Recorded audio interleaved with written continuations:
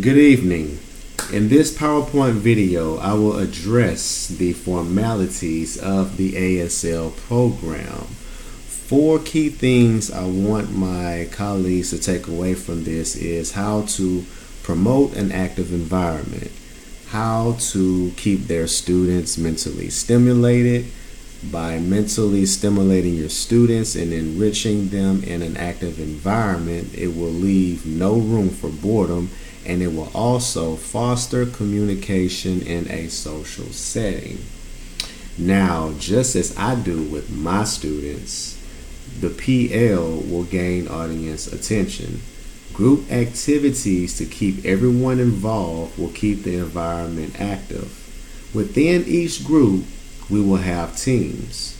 Each person or educator will have a number in order to further dive into other groups besides working with their team members. Now, this will give everyone a chance to familiarize themselves with other colleagues in the campus besides just saying hello and goodbye during transition. It gives them an opportunity to work with others besides working with the people that they partner up with or they trade classes with throughout the day.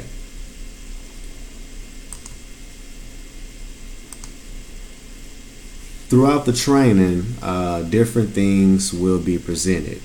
Two things that I want to present are two short videos that will promote an active station rotation format. One will be focused on differentiation strategies that meet individual needs, and the other one will be towards blended learning with station rotations. I feel as if having a blended learning environment, it works better. I've expressed this throughout my portfolio, and I will definitely express that in the PL. We need blended learning. Blended learning is here, so why not use it? Why not utilize your stations? Why not utilize technology? Why not utilize just combining worksheets, teaching, facilitation with the students? Combine all of that to have a more lucrative environment in which our students will definitely get what they need. Now, questions will always come about, and the best way to handle that is to create a discussion forum through Schoology. As we are in our training, we will definitely have our laptops, of course, and I will have all of my colleagues log into Schoology and then log into the discussion forum that will be created. And through this discussion forum, educators can express concerns relating towards what to do in a station. Some may not know how to properly function in a station. Some may not know how long a station should last. And others just do not understand how to utilize material. So all of these different questions can and will be addressed through the Schoology discussion forum. This is another way that others, including self, will be able to communicate with one another and just get a general idea of the whole approach and how we want to go about ensuring this training session will go well in order to relate it back to our students. After all of that, all of the encoding of the information, after processing all of the information, it would definitely be time for a break. We are all human beings, and providing breaks throughout the training session will definitely be needed.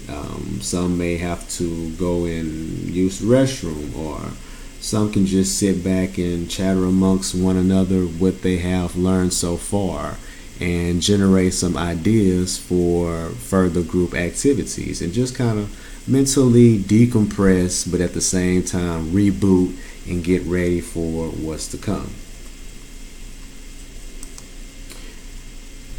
Afterwards, teachers will be provided with different materials that they can create their own station with. This is where the fun part kicks in. As we're going over this professional development about station rotation, we are actually going to have our colleagues involved in their own station rotations. Therefore, materials will be passed out to each group, and each group will have a certain amount of time to create their own little way of handling their station. And then after that, we will switch and then go into another station where they have to start all over with a different set of materials and come up with another way to provide a station.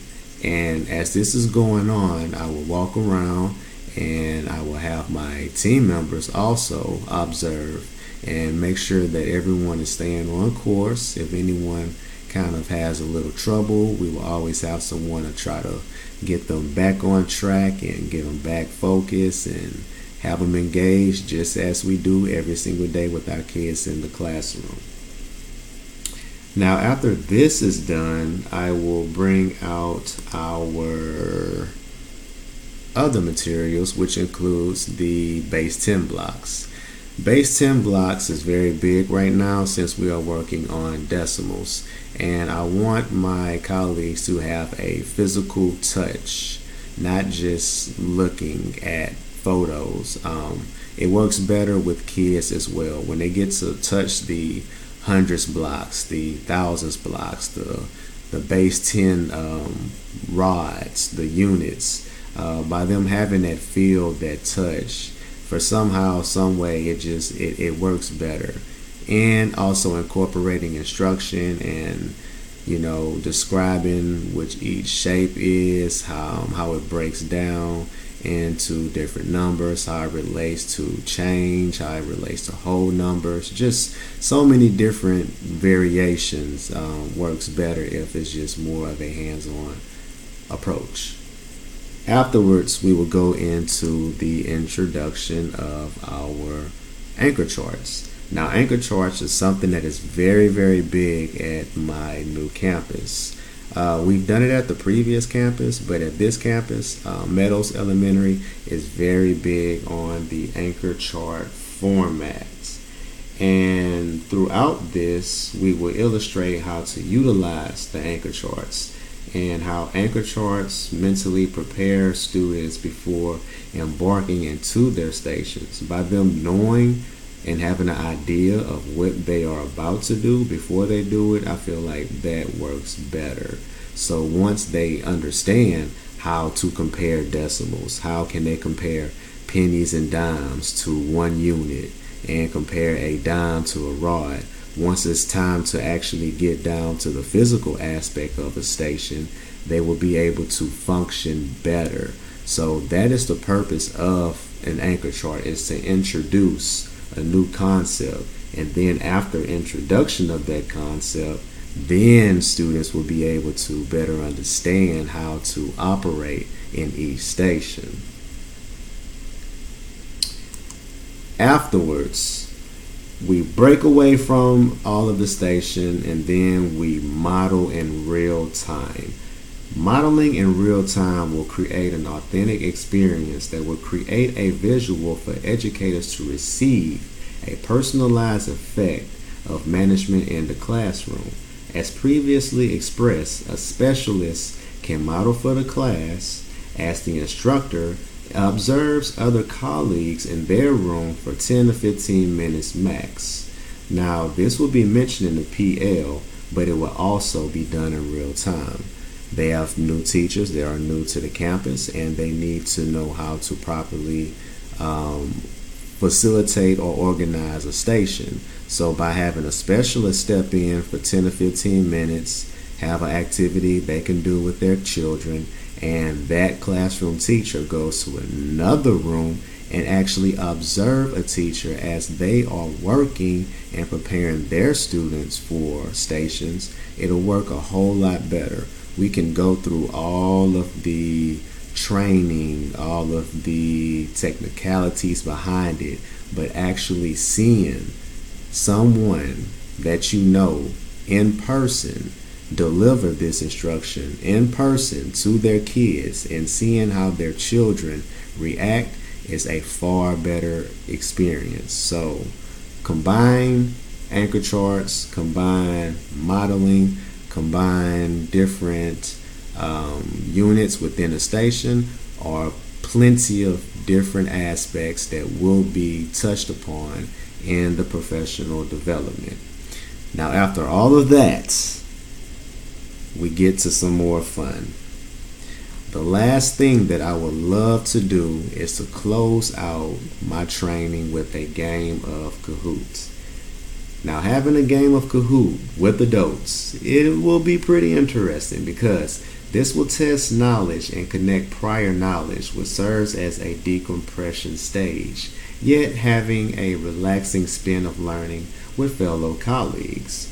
Now, for me, thriving on fun and accumulating such knowledge through a cool, hip, and spontaneous way of learning is what I bring to the table of a lifelong learning experience.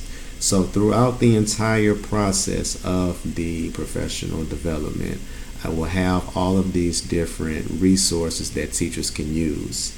And don't forget the modeling aspect of it. I will have a recording. I may record myself. I may have a math specialist or an ELA specialist come in and record me, and I can show a quick demonstration during the PL, but also in real time. It is best for other teachers to witness their colleagues in action, take that information, add their own twist to it, and then make it natural for them. And that way they can be a better person, a better facilitator, a better educator, and leading their kids with this station format in a blended learning active environment.